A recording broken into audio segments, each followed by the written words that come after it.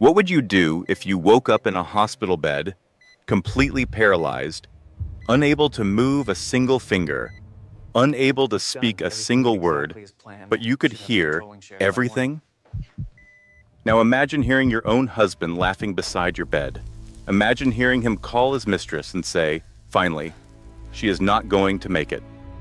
Imagine hearing them plan your funeral while your heart is still beating, while your mind is screaming, while tears are falling inside, but your face cannot move. This is not a nightmare. This is not a movie. This is Stop what right there, happened to Vanessa. Caroline Get away Mitchell from that for bed. 31 days. Move They wore along. You're black under to her arrest. bedside, Yes, not to they mourn finally her, got what they to deserved. celebrate. They measured her jewelry. They discussed her life insurance. They counted down the days until they could pull the plug. But they made one fatal mistake. They forgot that some women do not die quietly. Some women rise. Some women come back with fire in their eyes and revenge in their hearts. What they did not know was that the helpless housewife they were mocking was actually a billionaire. She owned the company where her husband worked. She owned everything. And she heard every single word. This is the story of a woman who was buried alive by the people she loved, and how she clawed her way back from the grave to destroy them all. Stay until the end, because the final twist will leave you speechless. This story will teach you one brutal truth. People reveal who they really are. When they believe, you cannot fight back.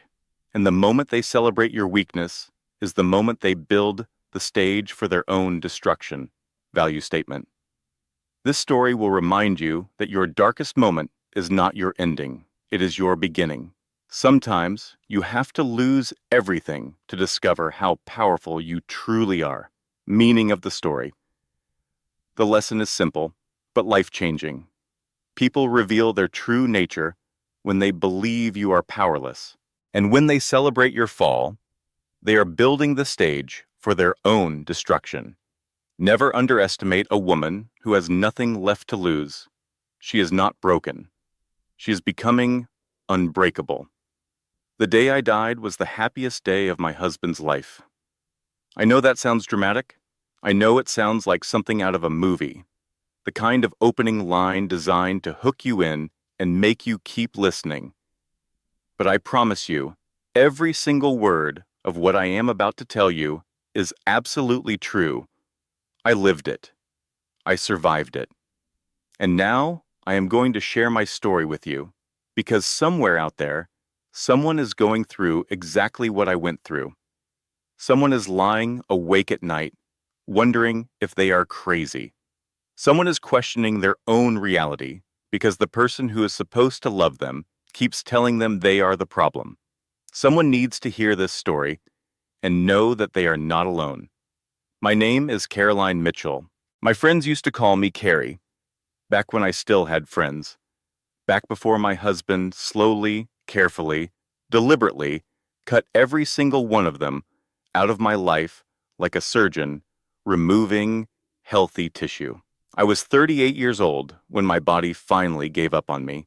38 years old, married for 10 years, and I had been running on empty for so long that I forgot what full felt like. I forgot what it was like to sleep through the night. I forgot what it was like to eat a meal without someone criticizing every bite.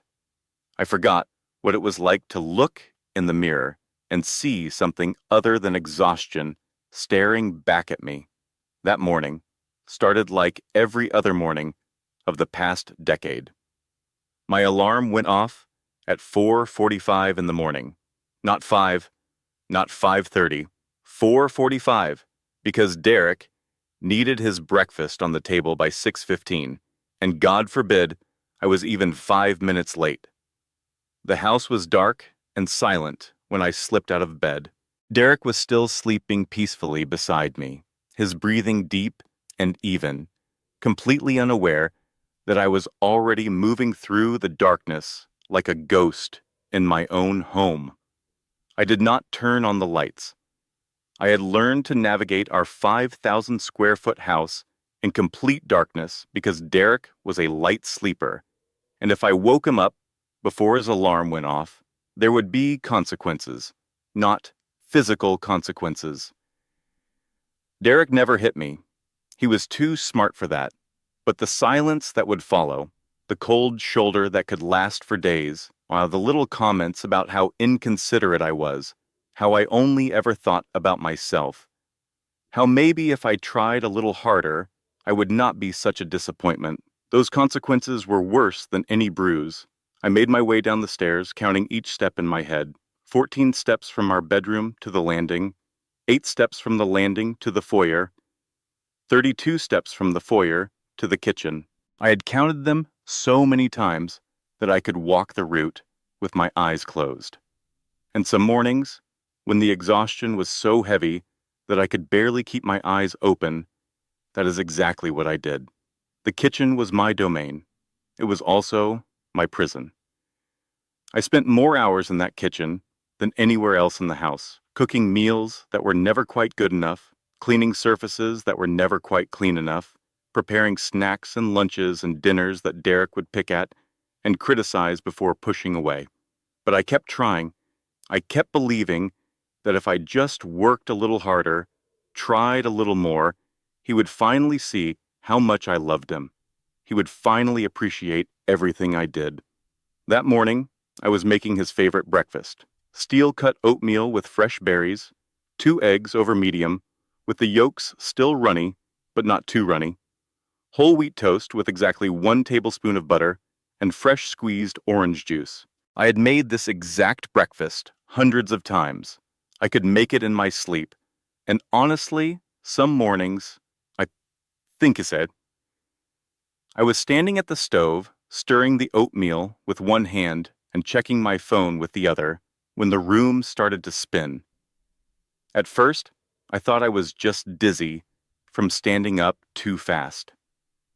I had been having dizzy spells for months, little moments where the world tilted sideways, and I had to grab onto something to keep from falling. Dr. Chen had told me it was probably low blood pressure, that I needed to eat more and rest more and take better care of myself.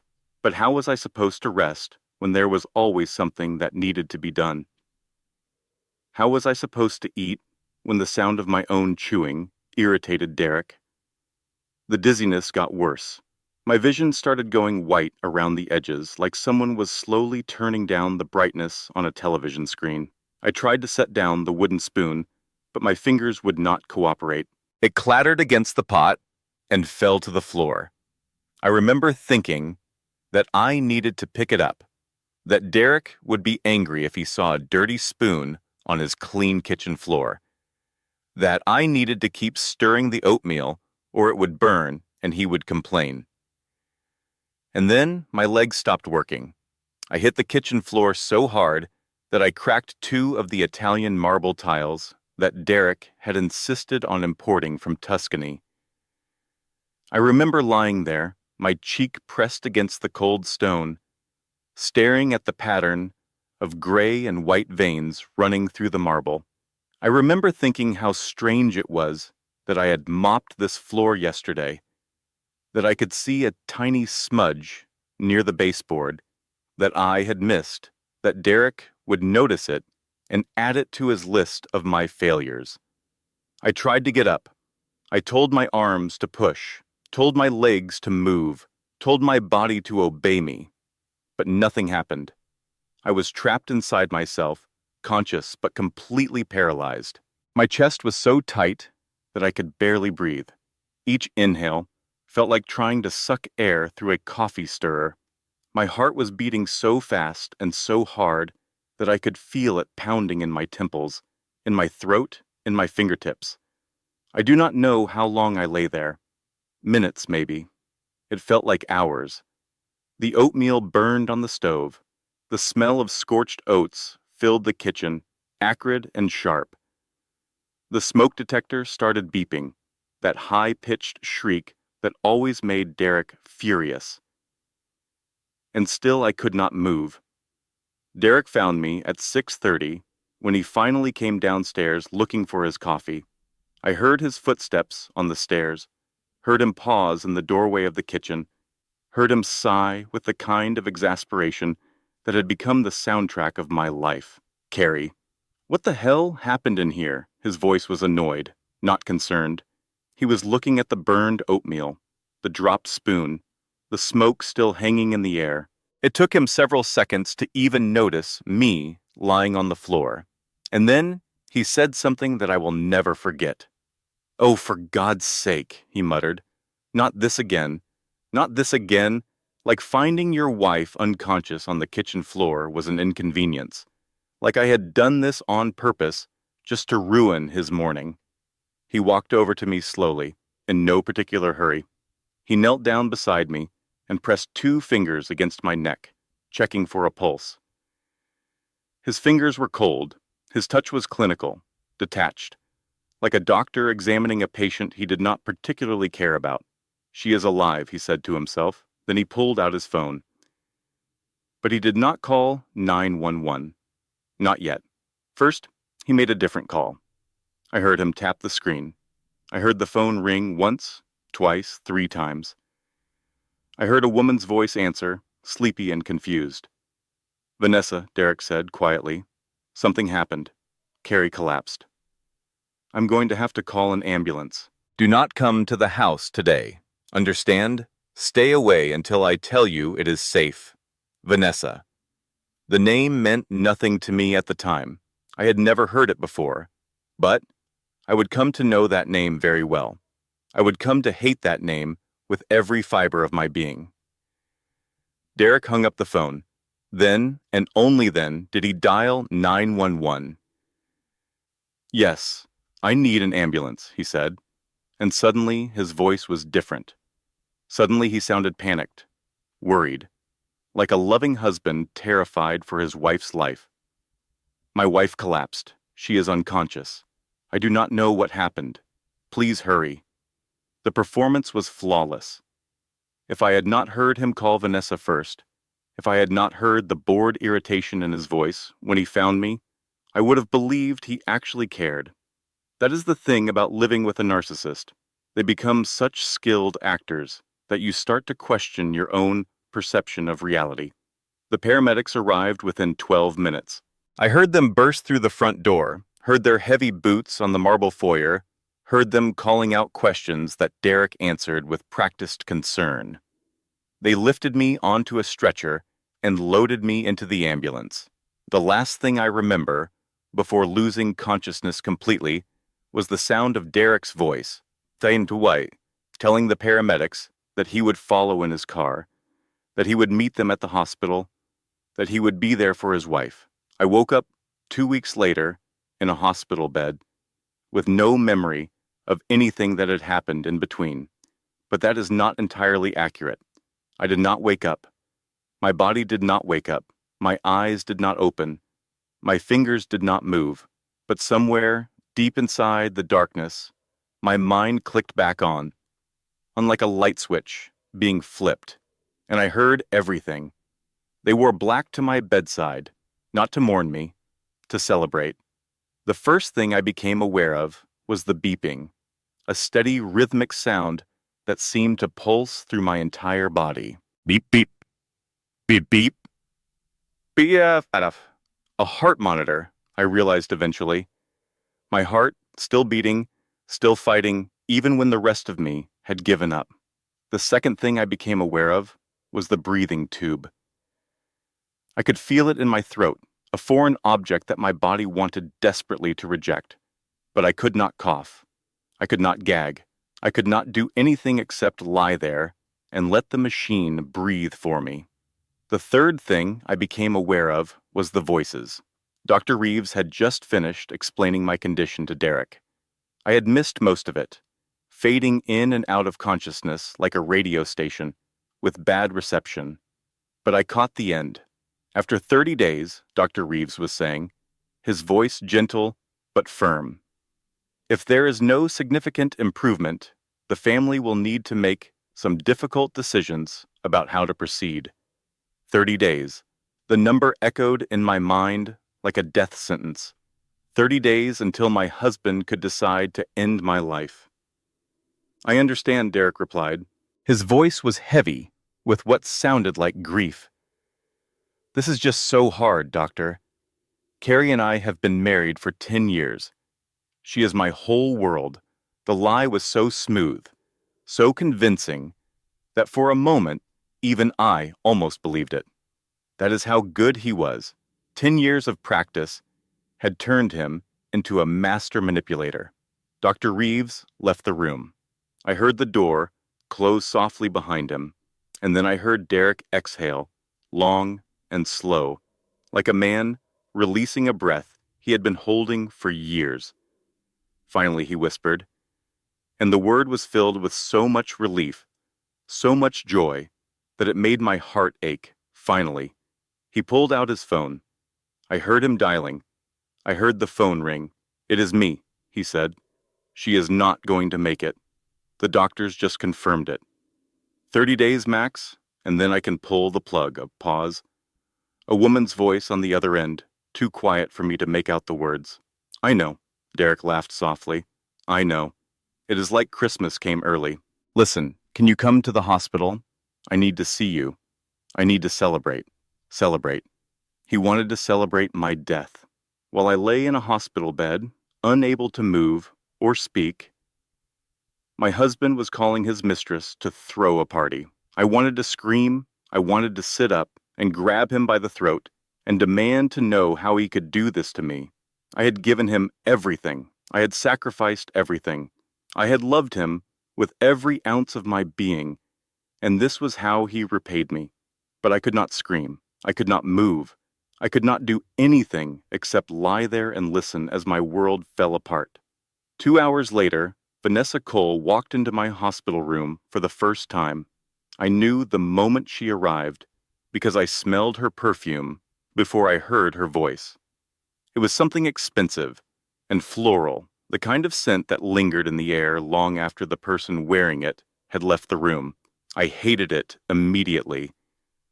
"Oh, Derek," Vanessa breathed. "Look at her. She looks so peaceful." "She does, doesn't she?" Derek replied, "almost like she knows it is over." They were standing beside my bed now. I could feel them looking down at me, studying my face like scientists examining a specimen. Every instinct in my body screamed at me to open my eyes, to confront them, to fight. But my body refused to obey. "I have been waiting for this for 3 years," Vanessa said softly. 3 years of sneaking around, hiding in hotels, pretending that we barely knew each other at company events. And now, finally, we can be together. 3 years. My husband had been cheating on me for 3 years. While I was cooking his meals and cleaning his house and working myself to exhaustion trying to be the perfect wife, he was spending his nights with another woman, and I had never suspected a thing. "You know what the funny thing is?" Derek said. He sat down in the chair beside my bed, getting comfortable. "She actually thought I loved her. All those years, all that effort, and she never once figured out that I was just waiting for the right moment to get rid of her." "Why did you marry her in the first place?" Vanessa asked. "I thought she had money." Derek laughed bitterly. "Her last name was Hartwell." "The Hartwells are one of the wealthiest families in Texas. I figured she had to be connected to them somehow. Turns out it was just a coincidence. Her family was dirt poor. By the time I realized my mistake, we were already married, and it was too late to back out without looking like a gold digger myself. So you stayed." "So, I stayed." Derek sighed. "I figured I would give it a few years, then divorce her and move on. But then I discovered that she actually had a decent life insurance policy. $300,000. Not a fortune, but nothing to sneeze at either. And I thought, why settle for a messy divorce when I could have a clean payout instead?" I felt like I had been punched in the stomach. $300,000. That was what my life was worth to my husband. That was the price of 10 years of devotion, 10 years of sacrifice, 10 years of slowly erasing myself to make room for his ego. The door opened again. I heard footsteps, slower and more deliberate than before, And then I heard a voice that made my blood freeze in my veins. So the little housewife finally broke down, Margaret Mitchell said. My mother-in-law had arrived. About time. Mother. Derek stood up. Thank you for coming. As if I would miss this, Margaret replied. She walked closer to my bed. I could feel her presence, cold and disapproving, looming over me like a shadow. I warned you about her from the beginning, Derek. I told you she was not good enough for the Mitchell name. A woman with no family, no connections, no breeding. But you insisted on marrying her anyway. I know, Mother. I made a mistake. Yes. You did. Margaret clicked her tongue. But at least now you can fix it. Once she is gone, you can marry someone appropriate. Someone who will bring value to this family instead of dragging it down. Actually, Mrs. Mitchell, Vanessa spoke up, Derek and I have been seeing each other for some time now. We were hoping that once everything is settled, we could make it official. There was a pause. I waited for Margaret to object, to express shock, to defend her daughter-in-law even just a little bit. Instead, she laughed. I know, dear, Margaret said warmly. Why do you think I introduced you to him in the first place? My heart stopped. Not literally, not yet, but it felt like it. Margaret had introduced them. My own mother-in-law had deliberately brought another woman into my marriage. She had orchestrated this entire thing. I found Vanessa at a charity event 3 years ago, Margaret continued. She told me about her previous relationships, about her unique talents for solving problems, and I thought to myself, this is exactly what Derek needs. A woman who knows how to get things done. I did not understand what she meant by unique talents at the time. I would find out soon enough, and when I did, it would change everything. For the next hour, the three of them sat beside my bed and planned my funeral. They discussed the venue, the flowers, the guest list. They argued about whether to have an open casket or closed. Margaret wanted open, to show everyone how peaceful I looked. Derek wanted closed because he did not want to spend money on a fancy dress for a dead woman. Vanessa suggested cremation because it was cheaper and faster, and they could scatter my ashes somewhere remote and forget I ever existed. They talked about me like I was already gone, like I was an inconvenience to be disposed of, a problem to be solved. Not once did any of them express sadness. Not once did any of them shed a tear. The only emotion in that room was relief. When visiting hours ended and they finally left, I lay in the darkness and let the truth wash over me. Everything I had believed about my life was a lie. My husband had never loved me. My mother-in-law had always hated me. And the woman who was about to take my place had been waiting in the wings for 3 years, patient as a spider, ready to catch me in her web. I should have felt devastated. I should have felt heartbroken. But somewhere deep inside me, beneath the pain and the betrayal, something else was growing, something hard and hot and dangerous, anger. For the first time in 10 years, I felt truly, purely, magnificently angry, not at myself for being naive, not at the situation for being unfair, at them, at Derek and Vanessa and Margaret and everyone who had ever looked at me and seen nothing but a servant, to be used and discarded. They thought I was helpless. They thought I was as good as dead. They thought they had won. They were wrong. Night was the cruelest. That was when they dropped their masks completely. During the day, the hospital was full of activity. Nurses came and went, checking my vitals, adjusting my medication, speaking to me in soft, encouraging voices, even though they did not think I could hear them.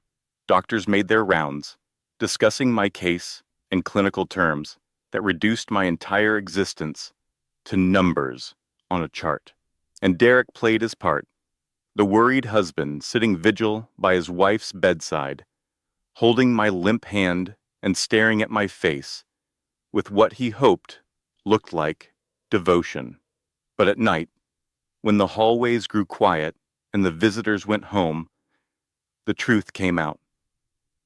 It was day 5 when Vanessa came to see me, alone for the first time. I heard the door open around 11 in the evening, long after visiting hours had ended. I heard her heels clicking on the linoleum floor, that distinctive sound I had come to dread. She walked slowly, deliberately, like she had all the time in the world. The door closed behind her. I heard the lock click, and then she pulled a chair up beside my bed and sat down. Just the two of us. Carrie, she said softly. Her voice was different when we were alone. Gone was the sweet, sympathetic tone she used in front of Derek. In its place was something cold, something calculating, something that made my skin crawl. No Derek, no Margaret, no nurses, just me and you. She leaned closer. I could feel her breath on my face. Warm and minty. I want to tell you a story, she continued. A story about a man named Marcus Webb. Marcus Webb. I filed the name away in my memory, though I did not understand its significance yet. Marcus was a sweet guy, Vanessa said. Not too bright, but he had money, and he was easy to manipulate. We dated for about 18 months. He was crazy about me. Could not believe his luck, that a woman like me would be interested in a man like him. He would have done anything I asked. She paused, letting the words hang in the air. One day, Marcus got sick. Nothing serious, just a minor procedure at the hospital. Routine stuff. But while he was there, something went wrong. A medication error, they called it. Someone gave him the wrong dose of something, and his heart just stopped. So tragic. So unexpected. My blood ran cold. She was confessing to murder. Right here, right now, to a woman she believed could not hear her. The best part? Vanessa laughed softly. I was the beneficiary on his life insurance policy. $200,000. Not a fortune, but enough to keep me comfortable while I looked for my next opportunity. And then I found Derek. She stood up and walked around my bed, trailing her fingers along the railing. Derek was perfect, she continued. Rich, or so I thought. Married, which meant a built-in alibi. And unhappy, which made him easy to seduce. Margaret found me at a charity event and practically handed him to me on a silver platter. All I had to do was wait for the right moment. She stopped at the head of my bed and looked down at me. And here we are, she said. The right moment. You, lying here helpless. Derek, ready to sign whatever papers I put in front of him. And in a few weeks, you will be gone, and I will be Mrs. Mitchell, the rich widow who married her true love. She reached down and adjusted my pillow. But she did not adjust it correctly. She shifted it just slightly, just enough to put pressure on my airway, to make my breathing a little bit harder. I felt my oxygen levels drop, not enough to trigger the alarms, just enough to make me uncomfortable. I learned from Marcus, Vanessa whispered. Going too fast is messy. People ask questions. But if you are patient, if you let nature take its course, if you just create the right conditions, well, things happen. Patients fade. Nobody asks questions when a woman in a coma slips away peacefully. She patted my cheek gently. Sweet dreams, Carrie. I will see you tomorrow, and the day after. And every day until you finally do what you should have done years ago and just give up. She walked to the door, unlocked it, and left. I heard her heels clicking down the hallway, growing fainter and fainter, until they disappeared entirely.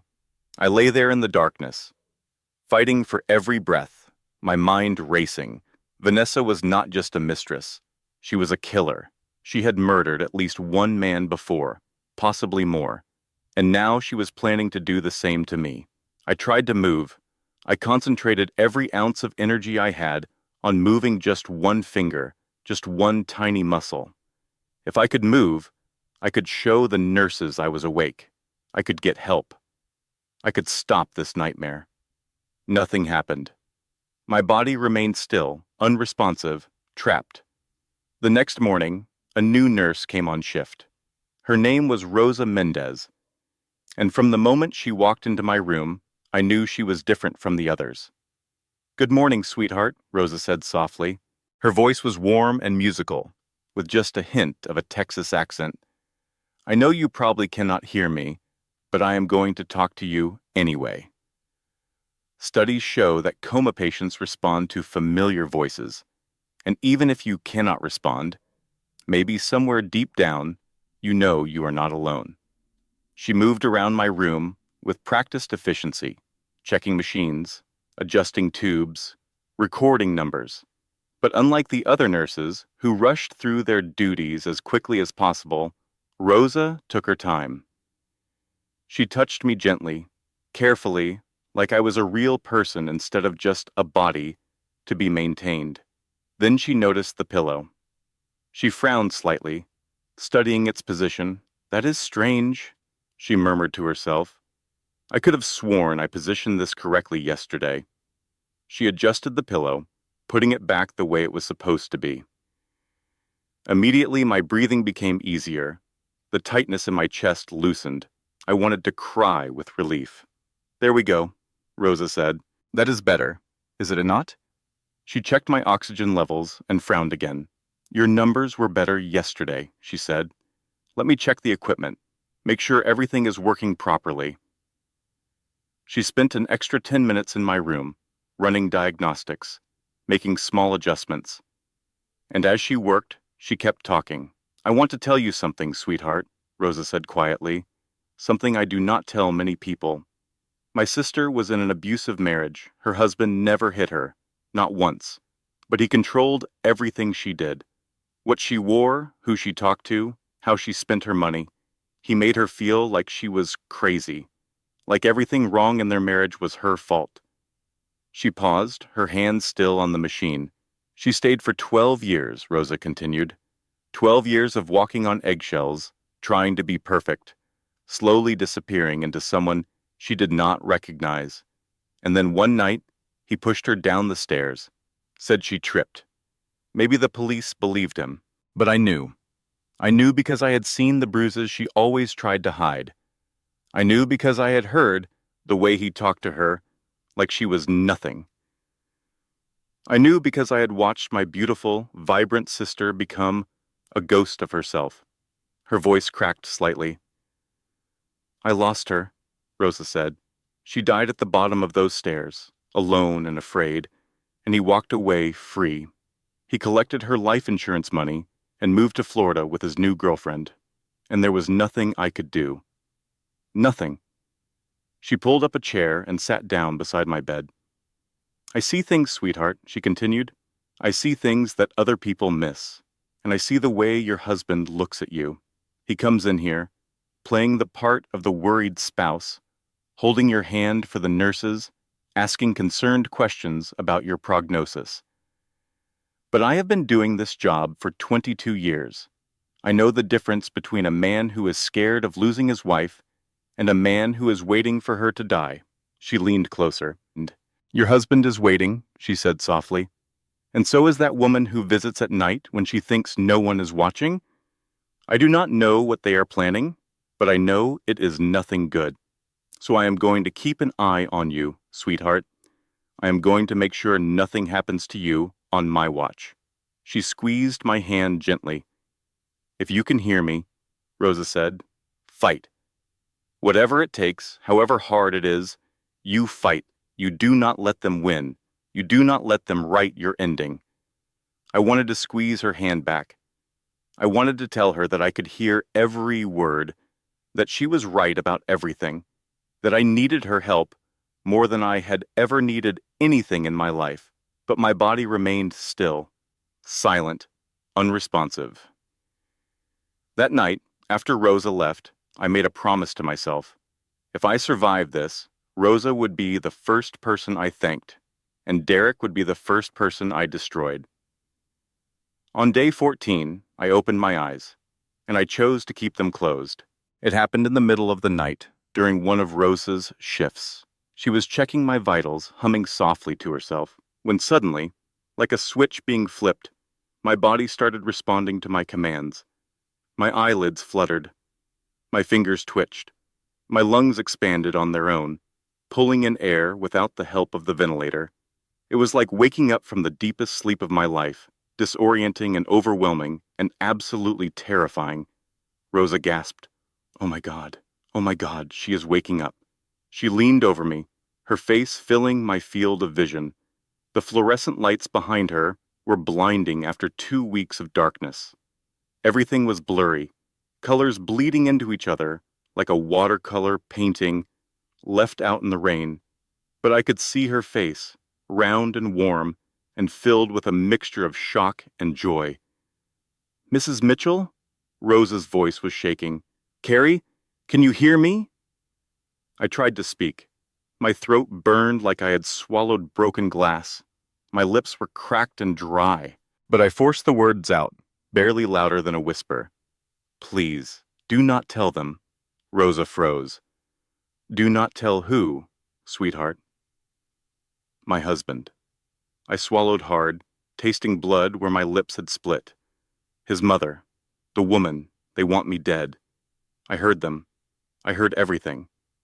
For a long moment, Rosa said nothing. I could see her processing, weighing my words against what she had observed over the past 2 weeks. And then, slowly, she nodded. I knew it, she said quietly. I knew something was wrong. I knew that man was no good from the first time I saw him. Okay, sweetheart. Okay. I will not tell anyone, but we need to get you stronger. Can you move your hands? Can you feel your legs? I tried. My right hand lifted about an inch off the mattress before falling back down. My legs tingled, like they were full of static electricity. But I could not make them move. That is good, Rosa said. That is a start. Tonight, we practice. We get you strong enough to sit up, to walk, to leave this hospital. Under your own power. And then we figure out what to do about that husband of yours. For the next 3 days, Rosa became my lifeline. She came in during her night shifts and helped me exercise my atrophied muscles, moving my arms and legs through their range of motion, teaching me to grip and release, to flex and relax. She smuggled in protein shakes to supplement the liquid nutrition the hospital was pumping into my veins. She brought me a small mirror so I could see myself for the first time since my collapse. I barely recognized the woman staring back at me. My face was gaunt, my cheekbones sharp, my skin pale and papery. My hair was limp and greasy, matted against my skull. My eyes, once bright and hopeful, were dull and hollow. I looked like a corpse. I looked like death warmed over. But I was alive, against all odds, against all expectations. I was alive. And that was all that mattered. On day 17, I was strong enough to sit up on my own. Rosa helped me into a semi-upright position and propped pillows behind my back. For the first time in over 2 weeks, I saw my hospital room from a different angle. The machines surrounding me, the tubes connected to my body, the window looking out over the parking lot. Rosa smuggled in a phone that night, one of those prepaid devices that could not be traced. And I made a call that changed everything. Elliot Crane had been my father's lawyer for over 30 years. He had handled my father's estate when Dad passed away 5 years ago. He was one of only 2 people on Earth who knew my secret, the secret I had kept from Derek, from Margaret, from everyone who thought they knew me. The phone rang 3 times before he answered. Hello? Elliot's voice was gruff with sleep. It was after midnight. Who is this? Elliot. My voice was still rough, still weak, but stronger than it had been.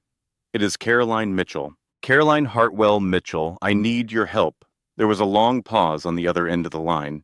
When Elliot spoke again, his voice was sharp with disbelief. Caroline? Dear God, They told me you were... Derek came to my office last week. He said you were in a coma. He said you were not expected to survive.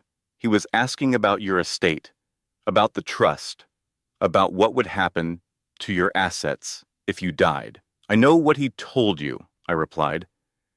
I know what he has been telling everyone, but I am awake, Elliot. I have been awake for 3 days, and I need access to everything. The trust, the accounts, the properties, all of it. Another pause.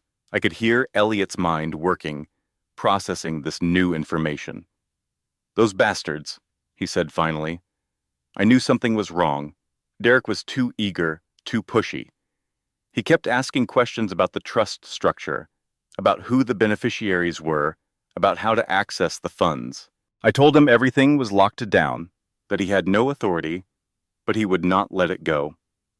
He does not know, I said. He has never known. He married me thinking I was poor. And now he is trying to kill you for your life insurance, Elliot finished, when really you are worth more than he could ever imagine. This was my secret, the secret I had guarded for 10 years, the secret that was about to become my weapon. My father, Thomas Hartwell, had been the founder of Hartwell Industries, one of the largest manufacturing companies in Texas. We made everything from medical equipment to aerospace components, employing over 12,000 people across 15 factories. When my father died, he left everything to me, his only child. The company, the real estate, the investments, the properties, all of it locked in a trust that kept my name off the public records. I was worth approximately $800 million, and my husband had no idea. I had hidden my wealth because I was tired of being seen as a dollar sign. Before Derek, I had dated men who only wanted me for my money, men who did not care about my thoughts, my feelings, my dreams, men who saw me as an ATM with legs. I wanted to be loved for who I was, not what I had. So when I met Derek, I pretended to be ordinary. I told him I worked as a freelance accountant. I let him believe my family was middle class. And he had believed me. He had believed me because he wanted to, because the truth never occurred to him, because the idea that his mousy little housewife could be a billionaire was simply too absurd to consider. But now I knew the truth. He had never loved me. He had married me, hoping I was rich, stayed with me because divorcing me would make him look bad, and was now planning to kill me for a $300,000 insurance policy, all while completely unaware that he had been sleeping next to one of the wealthiest women in Texas for the past decade. The irony was almost funny. Almost. Elliot, I said, I am going to tell you everything that has happened, and then we are going to make a plan that will destroy Derek, Vanessa, and Margaret, a plan that will make them regret ever underestimating me. I am listening, Elliot replied. Tell me everything, and I did. I told him about waking up in the coma, about hearing their celebrations, about Vanessa's confession. I told him about the adjusted pillow, the reduced oxygen, the 30-day deadline. I told him everything, and when I was finished, the line was silent for a long moment. Then Elliot spoke, and his voice was hard as steel. They're going to burn, he said. Every single one of them. I am going to make sure of it. I had 12 days to plan my resurrection and their destruction. Rosa continued to help me regain my strength while Elliot worked behind the scenes to prepare my legal counterattack. We communicated through the prepaid phone, keeping our conversations brief and coded in case anyone was monitoring. Every night, Rosa would help me exercise, and every night, I got a little bit stronger. During the day, I pretended to be comatose. It was harder than I expected, lying perfectly still while Derek sat beside my bed and complained about how inconvenient my illness was. Not reacting when Vanessa leaned close and whispered threats in my ear. Keeping my breathing slow and even when Margaret inspected my jewelry and declared it worthless trash. But I did it. I lay there like a corpse while they made their plans, and I listened to everything. On day 20, something unexpected happened. I heard the door open and unfamiliar footsteps enter my room. Not Derek's confident stride, not Vanessa's clicking heels, not Margaret's deliberate shuffle. Someone new. "Mrs. Mitchell," a woman's voice said. "I do not suppose you can tell me what really happened to Marcus Webb." My heart nearly stopped. I had heard that name before. Vanessa had mentioned him during her late-night confession. Marcus Webb, her previous victim, and now someone was investigating his death. The woman walked closer to my bed. I kept my eyes closed, kept my breathing steady, but I listened with every fiber of my being. "My name is Amanda Price," the woman continued. "I am a detective with the Houston Police Department. 2 years ago, a man named Marcus Webb died in this very hospital from what was ruled a medication error. His girlfriend at the time was a woman named Vanessa Cole. The same Vanessa Cole who is now dating your husband and visiting you every single day." She pulled up a chair and sat down beside my bed. "I have been a detective for 20 years, Amanda said quietly. "I have seen a lot of cases, closed a lot of cases, moved on from a lot of cases, but Marcus Webb has stuck with me. Something about his death never felt right. The timing was too convenient. The girlfriend was too calm, and there were things in his medical records that did not add up." She paused. "I could never prove anything," she continued. Vanessa Cole was careful, smart. She knew exactly how to play the grieving girlfriend. She cried at all the right moments, said all the right things, and by the time I started asking hard questions, she had already collected his insurance money and disappeared. I heard her shift in her chair. When I heard that she had resurfaced here in this hospital, visiting another woman in a coma, I knew I had to come see for myself. And what I found? Well, let us just say, my instincts are screaming. She leaned closer. "I do not know if you can hear me, Mrs. Mitchell, but if you can, I want you to know that I am watching. I am watching Vanessa Cole, and I am watching your husband, and I am watching everyone who comes in and out of this room. Because something is not right here, and I am going to find out what." She stood up and walked to the door. But before she left, she placed something on my nightstand. "My card," she said, "just in case someone finds it, just in case someone can reach me." The door closed behind her. I lay there in the darkness, my mind racing.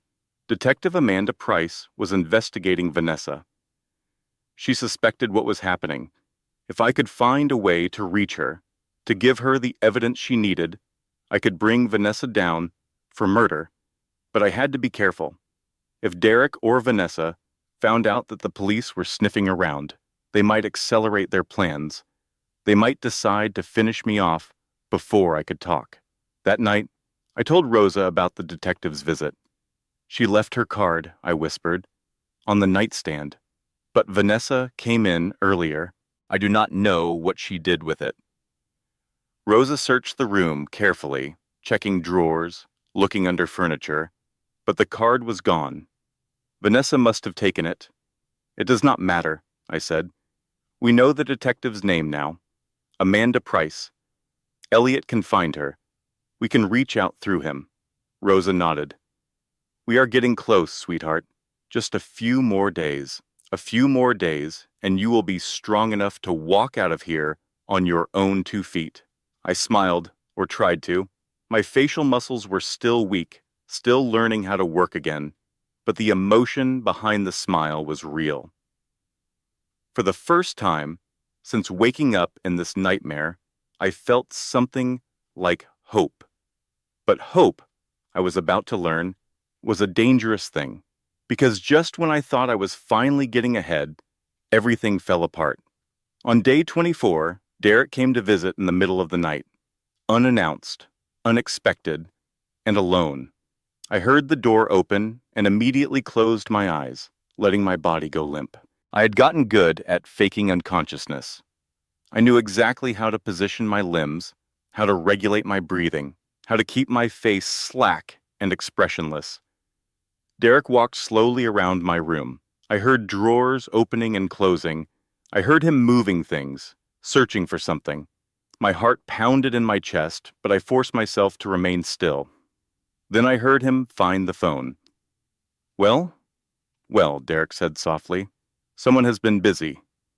I heard him unlock the screen. I heard him scrolling, reading. And then I heard him laugh, cold and humorless. Elliot Crane, he read aloud. Your father's lawyer. Interesting. Very interesting. He kept scrolling. Trust documents, account numbers, and what is this? He paused. You own Hartwell Industries? You have got to be kidding me. You own the entire company? $800 million? And you never told me?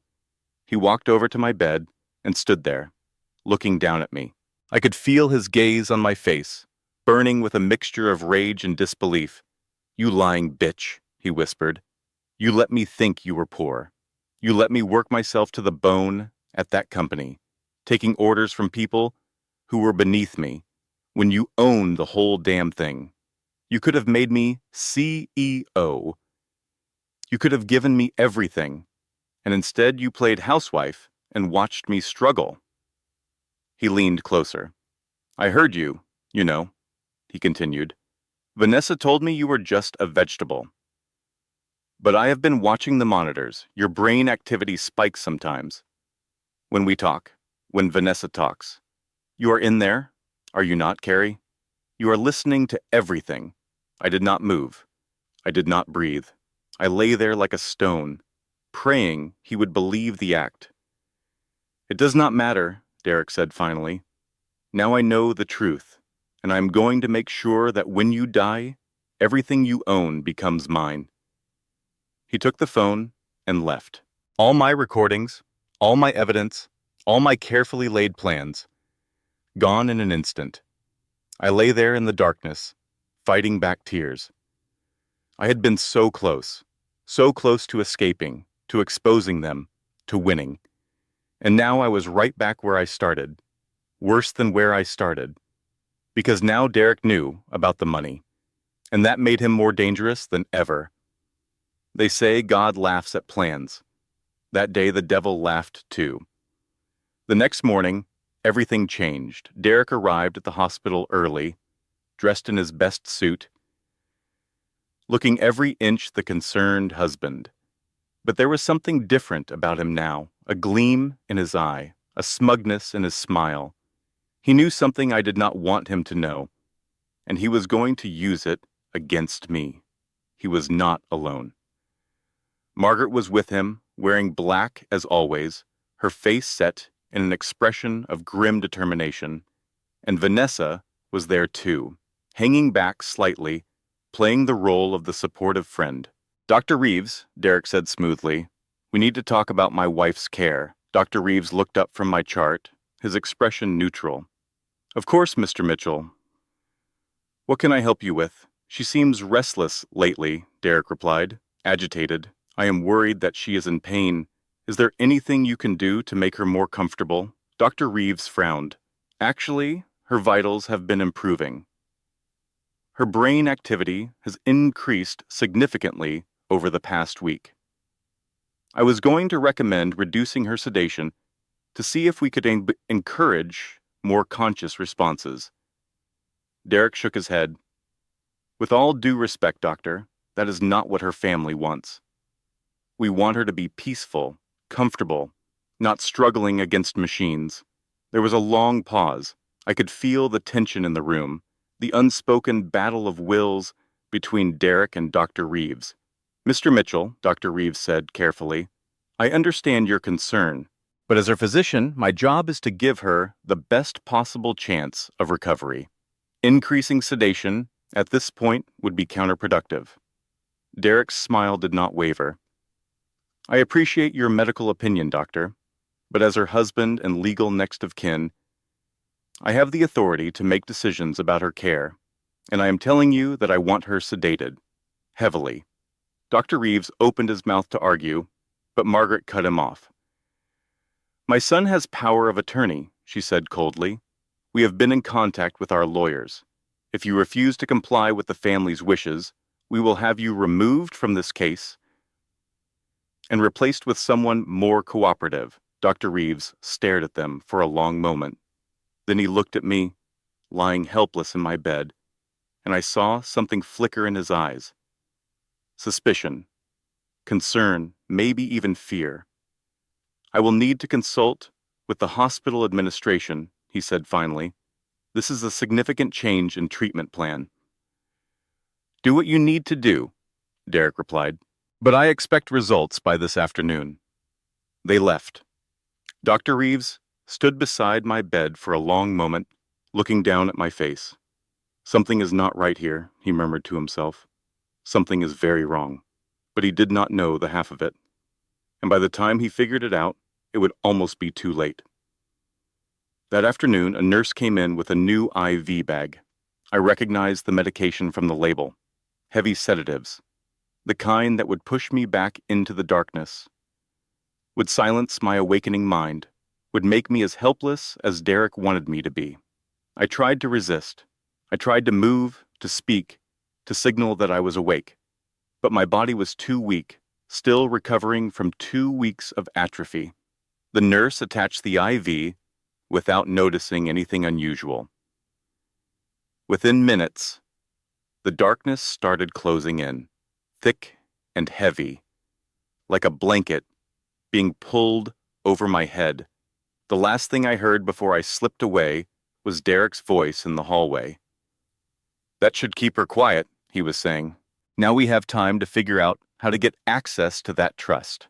I lost 4 days. 4 precious days stolen by chemicals pumped into my veins.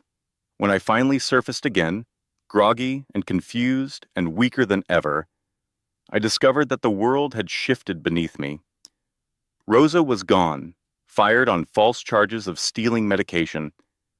Elliot had been contacted by Derek's lawyers, threatening legal action if he continued to interfere in family matters. And the 30-day deadline was now just 2 days away. Detective Amanda Price had visited while I was unconscious, but she had been turned away at the door. Family only, they told her. The patient was not receiving visitors. Everything I had worked for, everything I had planned, had crumbled while I slept. And now Derek held all the cards, or so he thought, because while I lay drugged and helpless, someone else had been watching. Someone else had been gathering evidence, and someone else was about to turn the tide. Dr. Reeves had noticed the irregularities in my medication. He had documented the family's suspicious behavior, and he had made a phone call of his own. I did not know it yet, but help was on the way. The question was whether it would arrive in time. On day 28, they came at midnight. 3 monsters wearing human faces. I was awake, but barely functional. The sedatives were still in my system, making everything feel sluggish and unreal. The hospital room swam in and out of focus. Shadows seemed to move in the corners of my vision. I could not tell what was real and what was a dream. Then I heard the door open. At first, I thought it was a nurse. Late-night rounds, checking vitals. But the footsteps were wrong. Too many of them. Too quiet. Too deliberate. Is the nurse station clear? Derek's voice, barely above a whisper. I handled it. Margaret, a small donation to the night supervisor. She will be taking a very long break. Good. And that was Vanessa. This needs to look natural. I forced my eyes open a crack. The room was dark, lit only by the glow of the monitors beside my bed. I could see 3 figures standing near the door. Derek, Margaret, Vanessa, and Vanessa was holding a syringe. Same medication as Marcus, she said softly. A little potassium chloride goes a long way. Stops the heart. Looks like natural cardiac arrest. By the time anyone figures it out, if they ever do, we will be long gone with her money. My heart hammered in my chest. This was it. They were going to kill me. Right here, right now, in this hospital bed. "Are you sure this will work?" Derek asked. He sounded nervous. Vanessa laughed quietly. "I have done this before, remember? Trust me. I know exactly how much to use, exactly where to inject it. It will look like her body just gave out." Tragic, but not surprising, she walked toward my bed. I could see the syringe glinting in the light from the monitors. My mind screamed at my body to move, to fight, to do something. But the sedatives held me prisoner. "Goodbye, Carrie," Vanessa whispered. "Say hello to Marcus for me." She reached for my IV line. And then the door burst open. What exactly is going on here? Dr. Reeves stood in the doorway, his face illuminated by the light from the hallway. Behind him, I could see 2 security guards. Vanessa froze. She quickly hid the syringe behind her back, but not quickly enough. Dr. Reeves had seen it. "Doctor," Derek said. His voice smooth as silk. "We were just checking on Carrie. She seemed restless." At midnight, Dr. Reeves stepped into the room. "With a syringe?" "Comfort care," Vanessa said quickly. "Family authorized pain medication." Dr. Reeves shook his head. "I did not authorize any additional medication, and I certainly did not authorize visitors at this hour. You need to leave. Now." Derek stepped forward, his posture aggressive. "Listen, doctor, I have power of attorney. I have the right to make decisions about my wife's care." "You have the right to consult on her care," Dr. Reeves corrected. "You do not have the right to inject unknown substances into her IV in the middle of the night. Security, please escort these people out of the building." The guards moved forward. For a moment, I thought Derek was going to resist. I could see the rage building in his face, the humiliation of being thrown out like a common criminal. Then Margaret touched his arm. "Let us go," she said quietly. "We will deal with this through proper channels." Derek nodded stiffly. "This is not over," he said to Dr. Reeves. They left. The door closed behind them. Dr. Reeves stood there for a long moment, then walked over to where Vanessa had been standing. He bent down and picked something up from the floor. The syringe. She had dropped it when the door burst open. Dr. Reeves examined the label. His face went pale. "Potassium chloride," he murmured. "High concentration. This would have stopped your heart." He looked at me, and I saw the horror in his eyes. He finally understood what was happening. He finally understood what kind of people my family really were. "Mrs. Mitchell," he said softly, "I do not know if you can hear me, but I am going to protect you. I am going to make sure no one hurts you again." He picked up the phone beside my bed and dialed. "This is Dr. Nathan Reeves at St. Joseph Medical Center," he said. "I need to report an attempted homicide. The next 48 hours were the worst of my life, and that is saying something, considering what I had already been through. First, the investigation stalled. Derek hired the best lawyers in Houston, and they immediately went on the attack. They claimed Dr. Reeves was incompetent, that he had misread the situation, that the syringe contained nothing harmful. Without a formal analysis of the contents, which would take days, the police could not prove otherwise. Second, Derek used his lawyers to get Dr. Reeves removed from my case. They claimed he had developed an unhealthy attachment to his patient, that his judgment was compromised. The hospital, afraid of a lawsuit, complied. My protector was gone. Third, and worst of all, the 30-day deadline arrived. Derek walked into my hospital room on day 30 with a team of lawyers and a stack of papers. He was smiling, that cold, satisfied smile I had come to hate. "I have consulted with the family," he announced to the new doctor who had taken over my case, "and we have decided to discontinue life support." The new doctor, a nervous young man named Dr. Patterson, shuffled the papers nervously. "Mr. Mitchell, I understand this is a difficult decision, but I should mention that your wife's vitals have been improving. Her brain activity is actually quite strong. There is a real possibility that she could wake up. Derek's smile did not waver. Doctor, my wife has been in a coma for 30 days. She has shown no signs of conscious response. The family has discussed this at length, and we believe it is time to let her go peacefully. It is what she would have wanted. I screamed inside my head. It was not what I wanted. I wanted to live. I wanted to fight. I wanted to tear Derek's face off and show everyone the monster hiding behind that charming smile. But my body would not cooperate. The sedatives they had pumped into me had taken their toll. I was weaker than I had been in weeks, barely able to move my fingers, much less speak. Dr. Patterson looked at the papers Derek had handed him. These appear to be in order, he said reluctantly. Power of attorney, family consensus, DNR instructions. Excellent, Derek replied. How soon can we proceed?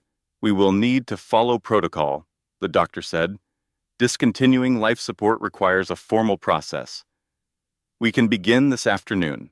This afternoon. In a few hours, my husband was going to kill me. Legally. With the blessing of the hospital, I concentrated every ounce of energy I had on my right hand. Move, I commanded. Move, damn you. My finger twitched. It was barely perceptible. A tiny movement that could have been dismissed as a muscle spasm. But Dr. Patterson noticed. He leaned closer, studying my hand. Did you see that? He asked.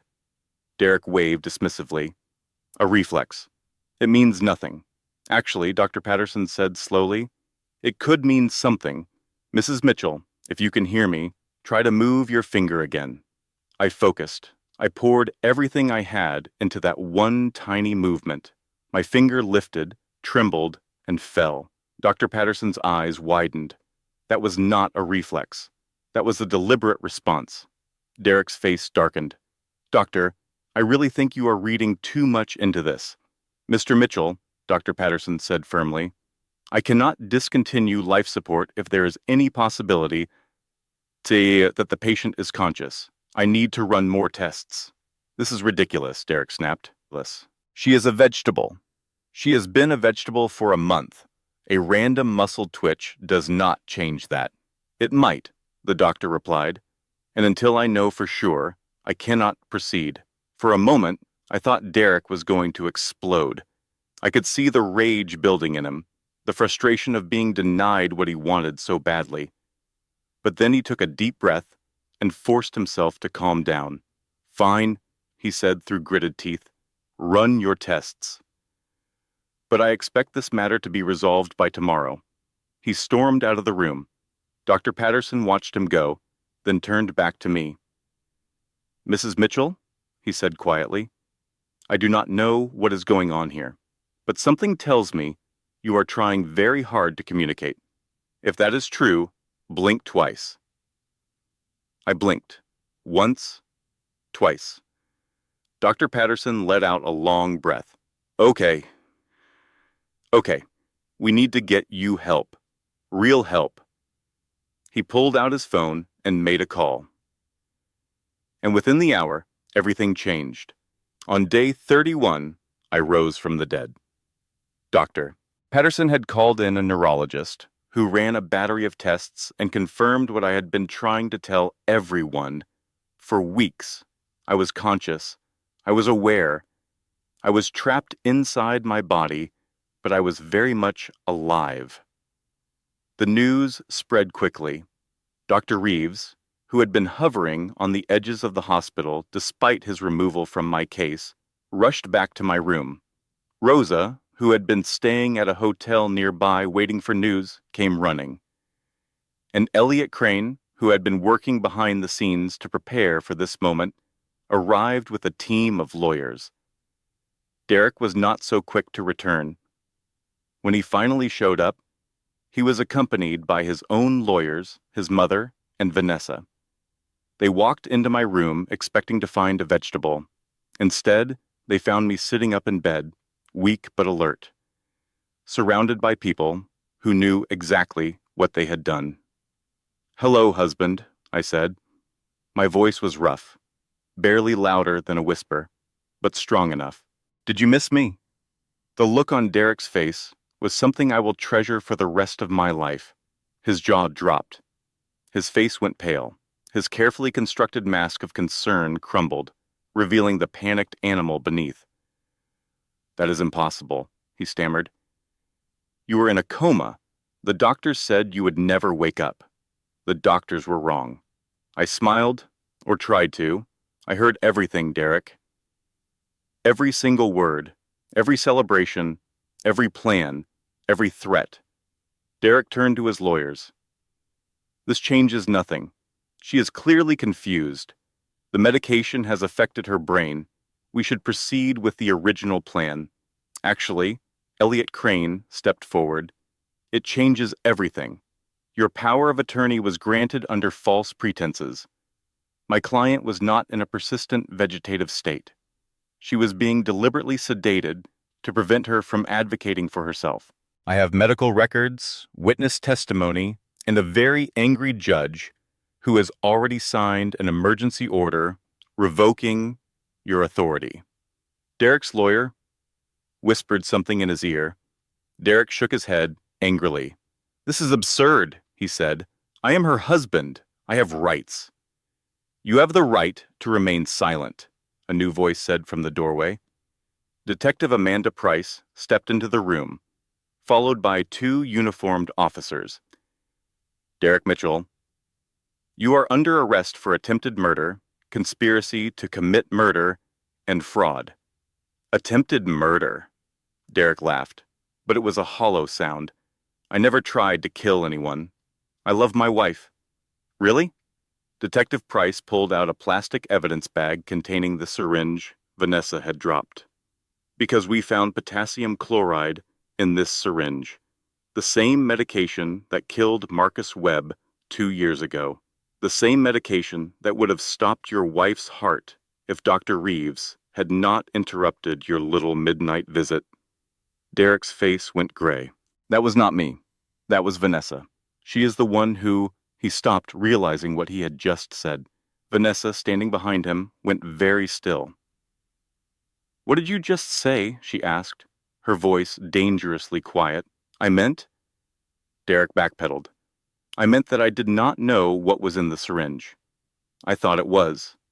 You thought it was what exactly? Detective Price asked. Pain medication? Sedatives? Please tell me what you thought your mistress was injecting into your wife's IV in the middle of the night. Derek opened his mouth, but no words came out. For the first time in our entire marriage, I saw him truly speechless. That is what I thought, Detective Price said. Officers, please take Mr. Mitchell into custody. Mrs. Cole, you are also under arrest. Mrs. Mitchell Sr., we have questions for you as well. Margaret tried to protest, tried to claim she knew nothing about any of this, but her objections fell on deaf ears. Within minutes, all three of them were in handcuffs, being led out of my hospital room like the criminals they were. I watched them go, my heart pounding in my chest. It was over. After 31 days of terror, it was finally over. But there was one more thing I needed to do. One more truth I needed to reveal. Derek, I called out. He stopped at the door, turning to look at me. His face was a mask of hatred and disbelief. There is something you should know, I continued. Something I probably should have told you years ago. I do not want to hear anything you have to say, he spat. Too bad. I took a deep breath. You married me thinking I was poor. You stayed with me thinking I was worthless. You tried to kill me for a $300,000 insurance policy. So what? So this. I looked him straight in the eye. I own Hartwell Industries. I am worth approximately $800 million. Every paycheck you have collected for the past 10 years has come from a company that I own.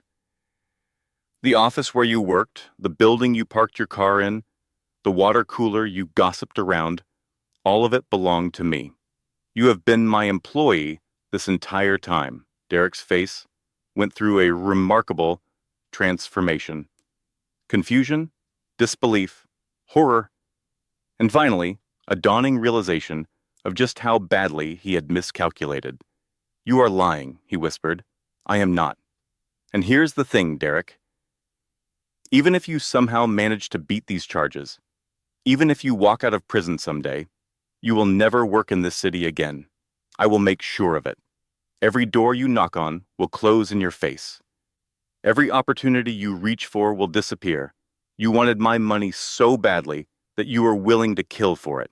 Now you will spend the rest of your life knowing exactly how much you lost." The officers pulled him away. He was still screaming when they dragged him into the elevator. I hope his voice gave out before they reached the ground floor. They wanted war. I gave them annihilation. The next 6 months were a whirlwind of legal proceedings, media attention, and personal recovery. My story made headlines across the country. Woman wakes from coma, exposes murder plot, billionaire heiress survives assassination attempt. Husband and mistress arrested after bedside confession. The details that emerged during the investigation were even more damning than I had imagined. Vanessa Cole was not just a gold digger who had targeted my husband. She was a serial killer who had been operating for over a decade. Detective Price's team uncovered 4 previous victims, all men who had died under suspicious circumstances while dating Vanessa. Thomas Keller, a real estate developer who died from a fall down the stairs. Richard Davis, a retired banker who suffered a fatal medication interaction. Paul Montgomery, a construction company owner who drowned in his own swimming pool. And Marcus Webb, the man whose death had first raised Detective Price's suspicions. In each case, Vanessa had been the sole beneficiary of her boyfriend's life insurance policy. In each case, she had collected her payout and moved on to her next victim. She had been doing this for years, perfecting her technique, learning from her mistakes. And Margaret Mitchell had known about all of it. The investigation revealed that Margaret had found Vanessa through a private investigator she had hired to look into my background. The investigator had stumbled across Vanessa while looking into something else entirely and had recognized an opportunity. Margaret had been trying to get rid of me for years. She had been introducing Derek to potential replacements since the first year of our marriage, but none of them had stuck. Until Vanessa.